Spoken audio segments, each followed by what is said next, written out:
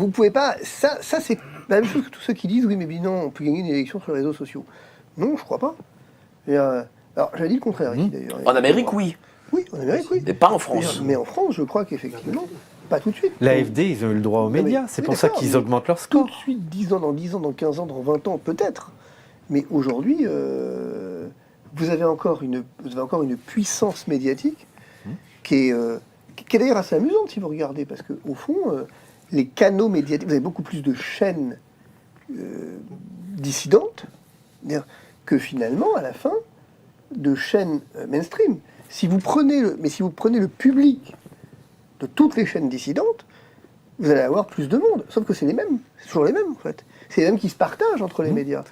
Et donc, le problème, c'est que vous avez... C'est pour ça que verrouiller l'accès aux médias, c'est toujours verrouiller l'accès à la démocratie. Mais...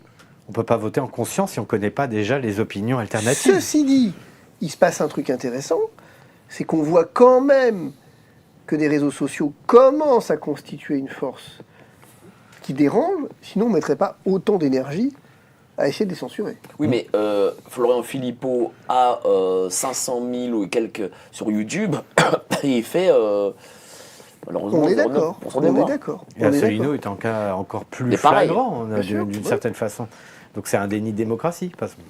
Cher Antoine, tu voulais rebondir. Et dis-nous un peu, toi en tant que souverainiste, que t'en penses? Là, pour ce cas présent pour Philippot, il est victime du vote utile. Encore une fois, les Français, soit ils s'abstiennent, ils ne vont pas aller voter pour quelqu'un dont ils savent qu'il ne dépassera pas 1%.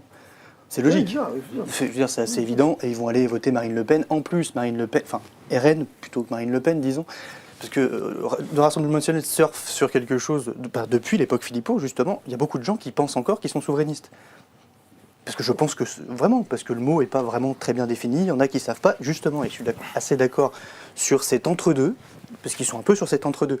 Le fait est que pour moi, cet entre-deux, au-delà que ce soit un non-choix qui est en fait un choix, je pense que c'est un choix exprès aussi d'obscurité, puisque ça permet, comment dire, ça permet d'être dans un flou où on ne sait pas vraiment si c'est encore la nation ou encore si c'est la souveraineté, et je pense que c'est ça. Puisque Jean Monnet a quand même créé l'Union européenne, bref, il a créé l'Union européenne, la technocratie, en faisant des effets cliquets. C'est par effet cliquet que ça avance, c'est la stratégie des petits pas qui fait qu'on en arrive là aujourd'hui et que personne ne s'en rend compte. Parce qu'il y a deux étages, il y a cette technocratie européenne qui finalement a été... C'est pas un fédéralisme. Un vrai fédéralisme pourrait être intéressant. Moi, je suis absolument pas d'accord, mais pourrait être à discuter. Un vrai fédéralisme entre les peuples, etc. Je pense pas qu'on ait cette culture-là en tant que Français, vous l'avez dit, je suis complètement d'accord. Mais là, c'est pas un fédéralisme.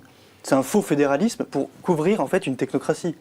C'était un but de destruction des nations. Oui. C'est un but de destruction des nations par la technocratie. C'est pas les États-Unis, quoi. Ah non, parce que voilà, tout à fait. C'est avec l'idée que ce serait un fédéralisme, mais sauf qu'en fait ce n'est pas vrai. C'est pas faux. Puisque les élections nationales sont, c'est pour ça que j'arrive au deuxième étage, les élections nationales sont en fait, de toute façon, on pourrait les supprimer. Elles ne servent à rien. Je suis désolé, aujourd'hui on en est à une étape où 70% des lois viennent de l'Union européenne. On n'a plus la maîtrise de notre monnaie, on a à peine la maîtrise de notre armée parce que c'est l'OTAN. Les élections, finalement, les gens pourraient aller voter pour n'importe qui. De toute façon, le traité est prévu. Oui, mais ce qui est vrai dans ce que vous dites, c'est que c'est vrai. Et c'est intéressant de dire, au fond, il y a une espèce de système aujourd'hui européen qui n'est pas du fédéralisme, on est complètement d'accord, qui se réclame tel, à mot à peine couvert, un fonctionnement qui, sans le dire, est un peu celui-là, mais qui en réalité est une fédération technocratique. Oui. Mais je crois que si vous remarquez, on arrive aussi, sauf en France peut-être, mais on arrive aussi à la limite d'un système qui est celui-là. On arrive à un système où on est quand même... Regardez ce qui se passe. Quand on est obligé d'en appeler à l'Union européenne pour empêcher des candidats de se présenter en Roumanie, vous voyez bien que c'est quand même la fin d'un cycle. Quand vous avez effectivement une von der Leyen qui incarne tous les pouvoirs et qui refuse de se soumettre à la justice, qui refuse de lui demander des comptes, vous arrivez aussi à la fin d'un pouvoir. Et donc on voit qu'en réalité, ce pouvoir-là, il est en train de s'autodétruire. Donc, soit effectivement, c'est pour ça que je dis on arrive à la croisée des chemins. Soit on est dans une idée de se dire, on assume et on a une vraie fédération européenne, avec tout ce que ça suppose en termes de contraintes, mais peut-être aussi davantage, je veux dire, soit effectivement, on revient à une vraie Europe des nations, avec cette idée de nation au cœur du dispositif, mais je crois que vous touchez du doigt le fait qu'actuellement, on n'est rien, en fait. Que ce système, tel qu'on l'a actuellement, il n'est pas pensé par la philosophie politique, et il n'est pas pensé par la science politique, en fait. Parce qu'il n'a pas vocation à exister en tant que tel. Mais donc, et quoi, il n'est rien ce système? C'est une sorte de non-système où c'est un non-système attrape-tout. Et ça arrange tout le monde. Ça arrange tout le monde, parce que les gens, le RN, etc., ou même le LR, les LR vont tenter de dire parce qu'on est toujours attaché à la souveraineté nationale, alors que pas du tout. Mais ça permet de ne pas dire... parce que je pense que si on saute... ce que je ne voudrais pas, je ne suis absolument pas fédéraliste pour beaucoup de raisons, mais je pense que si on dépassait le pas, en tout cas en France, s'ils disaient ça y est, fédéraliste, je pense que là les gens se réveilleraient, parce que je pense que beaucoup de Français... Exactement. Je pense déjà, beaucoup de Français ne veulent pas de l'Union Européenne et ne veulent pas de fédération. Je pense que là, on toucherait à un point qui ferait sortir du déni national. Ça, c'est vachement important, parce que, en fait, là où je suis vraiment d'accord, et c'est la responsabilité des partis politiques, mais je vais aller un tout petit peu plus loin après, c'est de se dire, ils entretiennent les Français dans un mensonge. Et vous disiez tout à l'heure, à la limite, des élections, on peut les supprimer. Mais le problème, c'est qu'on les garde. Si demain matin, on disait aux Français, les élections, on peut les supprimer, on les supprime, bah, quelque part, effectivement, on va élire le gouverneur de France, qui n'est pas effectivement le président de la République, ça serait beaucoup plus parlant. Mais écoutez, moi je vais vous dire une chose. Je me suis remis à faire du terrain pour GPTV.